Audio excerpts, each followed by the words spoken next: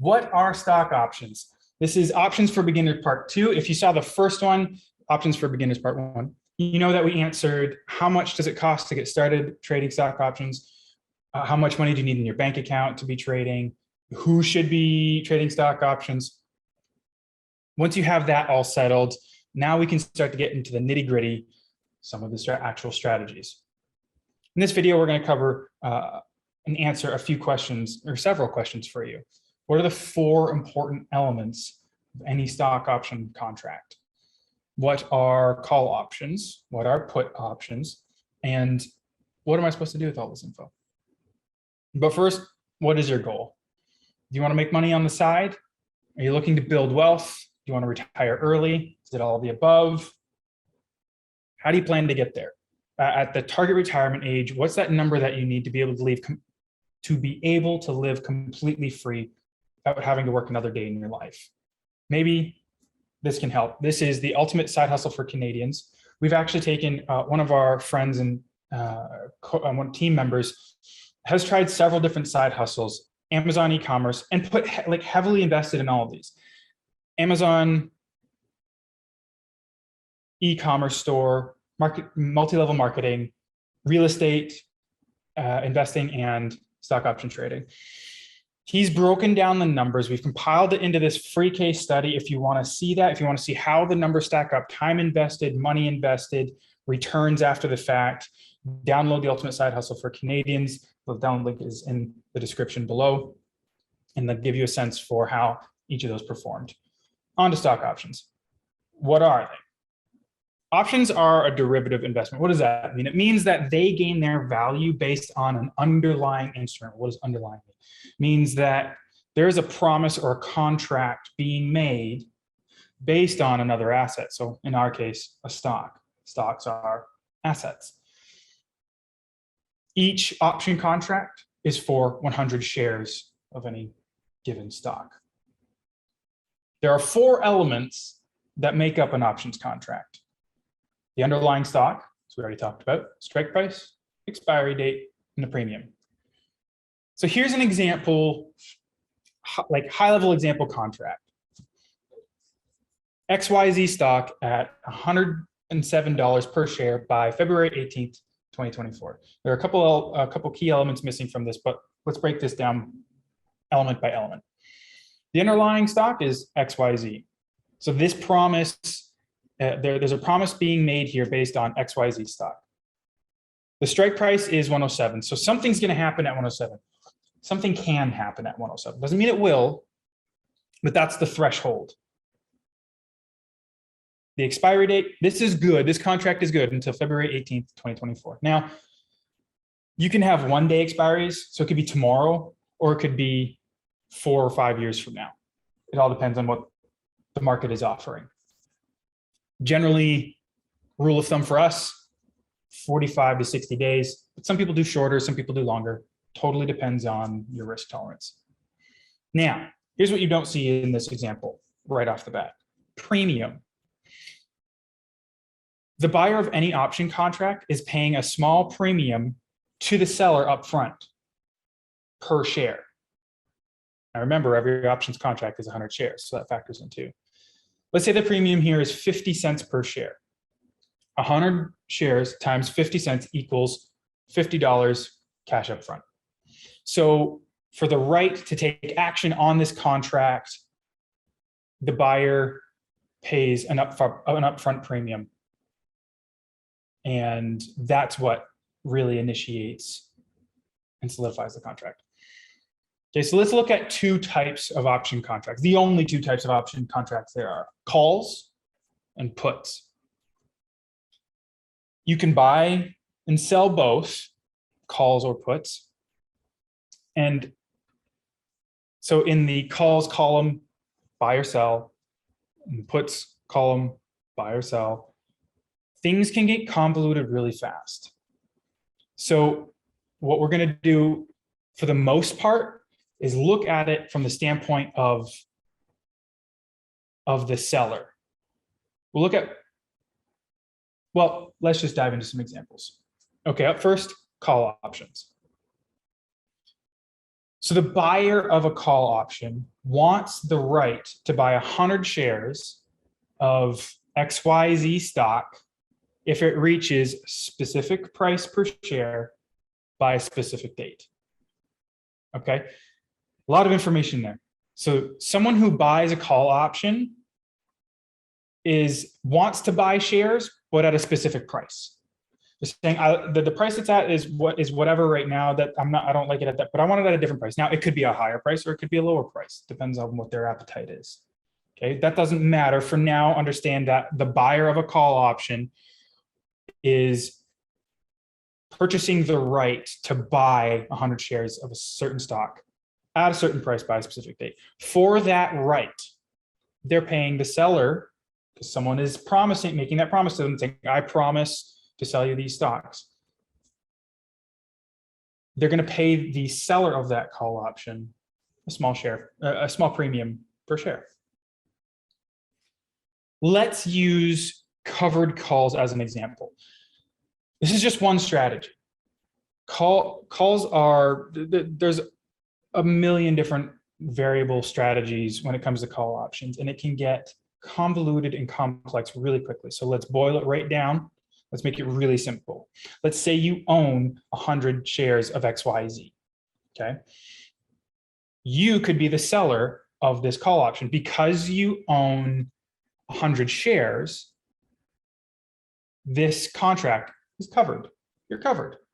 Should the buyer come calling for those shares, hence call option, should the buyer come calling for those shares, you've got them available, you're covered. You sell a call contract that promises that you will sell 100 shares of XYZ for $107 per share until February 18th, 2024. The buyer pays you a premium, cash up front, for that promise, for the right to buy XYZ shares from you. Generally, okay, so here's where this can work out for you. You want to sell, so if, let's say you own XYZ at an average cost of $97, wouldn't make sense to promise to sell it to someone at 96, 95, anything below. You're going to lose money.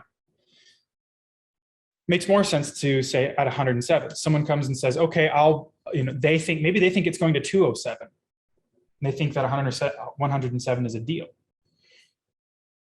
You can say, sure, $107, I'll sell my shares to you for $107 if it reaches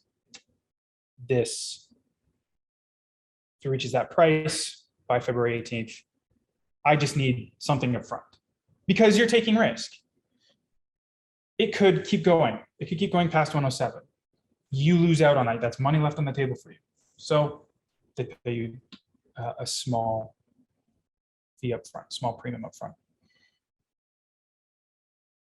Set the strike price above the current price of the stock, or rather set the strike price above your average price, your average cost for the stock. You make a profit on the trade.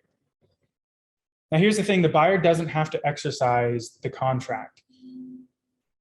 They could just let it expire, in which case you keep your shares and the premium.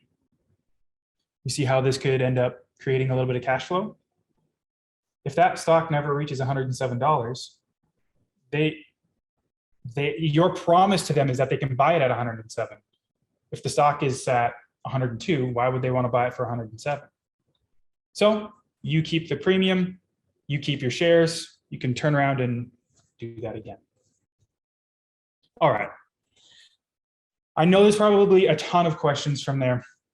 Let's move on into put options, though. We're taking a high-level look at this. Let's keep moving. The buyer of a put option wants the right to sell 100 shares of XYZ stock if it reaches a certain price per share by a certain date. So it's very similar to a call option, except that in this case, the buyer is looking for the right to sell. A little bit of a mind jungle. The buyer of a put option wants the right to sell their shares at a certain price. So for that right, they pay This is going to get confusing, I know.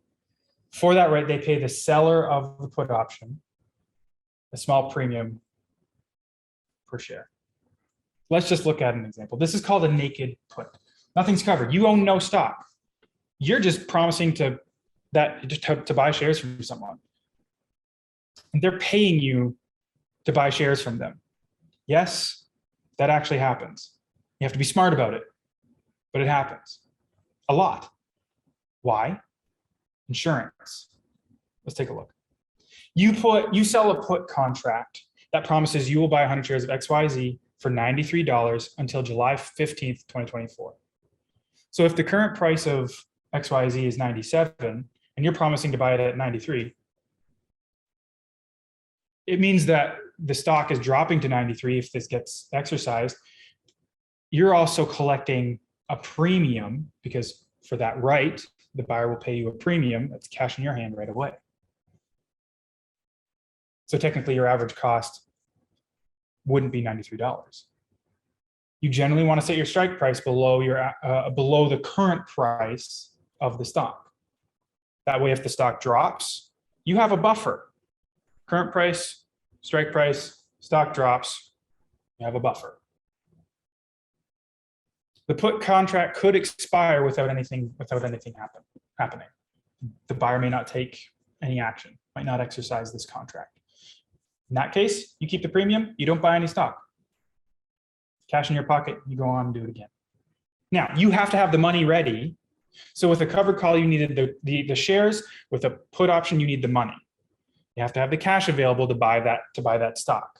If you don't, you're in trouble should the buyer want to put these stocks into your account.